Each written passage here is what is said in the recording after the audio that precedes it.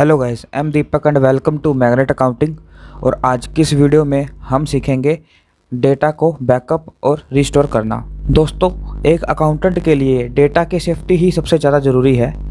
जिस कंप्यूटर या लैपटॉप में वो काम कर रहा है, अगर वो किसी भी कारण से ख़राब हो जाए या फिर किसी भी गलती से डेटा करप्ट हो जाए तो उसकी सारी की सारी मेहनत ख़राब हो जाएगी। डेटा लॉस होने का डर सबको रहता है, इसलिए बैकअप लेना बहुत ज़रूरी है कि कल को अगर डेटा हमारा लॉस होता भी है तो हम बैकअप की हेल्प से उस डेटा को वापस रिस्टोर कर सकते हैं। इसलिए ज़रूरी है कि हमारे डेटा का बैकअप हम टाइम टू टाइम लेते रहें, चाहे वो मंथली हो, वीकली हो या डेली बेसिस पर भी हम बैकअप ले सकते हैं। तो टैली प्राइम में बैकअप कैसे लिया जाता है, चलिए हम इसको सीखते हैं। तो सबसे पहले हमें टैली को ओपन कर लेना है। ओपन करने के बाद हमारे सामने यहाँ पर डेटा नाम का जो ऑप्शन है उस पर जाना है, उस पर क्लिक करना है, या शॉर्टकट की अल्ट वाई का यूज हम कर सकते हैं। यहाँ पे एक ऑप्शन दिखाई देगा बैकअप का। जैसे हम इस पर क्लिक करेंगे तो हमारे सामने एक ऑप्शन दिखाई देगा बैकअप डेस्टिनेशन पाथ। इसके अंदर हमने वो लोकेशन डालनी है जहाँ पर हमें अपना बैकअप लेना है। फॉर एग्जांपल, अगर मैं कोई पेन ड्राइव में डेटा डालना चाहता हूँ तो उसकी लोकेशन यहाँ हमें पेस्ट करनी होगी, या फिर मैं किसी हार्ड डिस्क में अपने डेटा का बैकअप लेना चाहता हूँ तो उसकी लोकेशन यहाँ हमें डालनी होगी। फॉर एग्जांपल, मैंने जो बैकअप लेना है वो ई ड्राइव में लेना है, तो ई ड्राइव की लोकेशन हमें यहाँ पर पेस्ट करनी होगी। तो उसके लिए मैं माय कंप्यूटर में जाकर ई ड्राइव को सिलेक्ट करूँगा। यहाँ पर टैली डेटा नाम का जो फोल्डर बना हुआ है इसको ओपन करूँगा और यहाँ से इसकी जो लोकेशन है इसे हम कॉपी करेंगे कंट्रोल सी से, और टैली में जाकर कंट्रोल वी से हम इसे पेस्ट कर देंगे।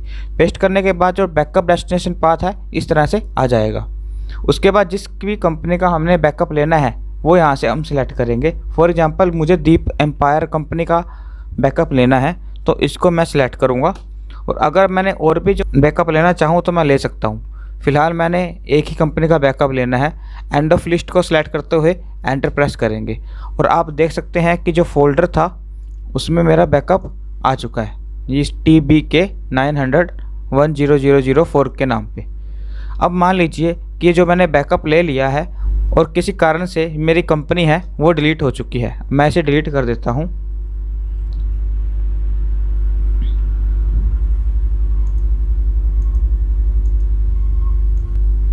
मान लीजिए मेरा डेटा है वो लॉस हो चुका है, तो अगर मेरे पास बैकअप पड़ा होगा तो मुझे डरने की कोई ज़रूरत नहीं है, क्योंकि जो मेरा डेटा है वो वापस मैं रिस्टोर कर सकता हूँ। तो रिस्टोर करने के लिए हमें यहाँ पर फिर से डेटा के ऑप्शन पर जाना होगा, या अल्ट वाई से भी हम इसे ओपन कर सकते हैं। यहाँ पे एक ऑप्शन दिखाई देगा रिस्टोर का। रिस्टोर पर जाने के बाद टैली हमसे पूछेगा रिस्टोर डेस्टिनेशन पाथ कि हम कहाँ पर डेटा को रिस्टोर कर रहे हैं। तो बाय डिफ़ॉल्ट टैली का जो डेटा जा रहा है वो सी ड्राइव में जा रहा है, तो इसको हम चेंज नहीं करेंगे। आप चाहें तो इसे काम करने से पहले चेंज भी कर सकते हैं। आप चाहे तो डी ड्राइव में भी इसको सेव कर सकते हो, ताकि by default tally D drive के अंदर आपके डेटा को स्टोर करे, क्योंकि जो सी ड्राइव का डेटा है वो सबसे पहले डिलीट होता है। इसलिए हम अपने डेटा को डी या ई ड्राइव में रखते हैं, ताकि वो कंप्यूटर ख़राब होने के बाद भी सेफ़ रहने के चांसेस उसमें ज़्यादा होते हैं। तो यहाँ पर मैंने सेलेक्ट करना है पाथ को कि मेरा डेटा कहाँ पर पड़ा है। फिर से इस स्पेसिफाई पाथ पर क्लिक करूँगा। क्लिक करने के बाद यहाँ पर हमें उस लोकेशन को पेस्ट करना है जहाँ पर हमारा डेटा पड़ा है। तो वापस उसी लोकेशन को मैं ओपन करूँगा, यहाँ से कॉपी किया और पेस्ट किया कंट्रोल वी से, और एंटर प्रेस किया।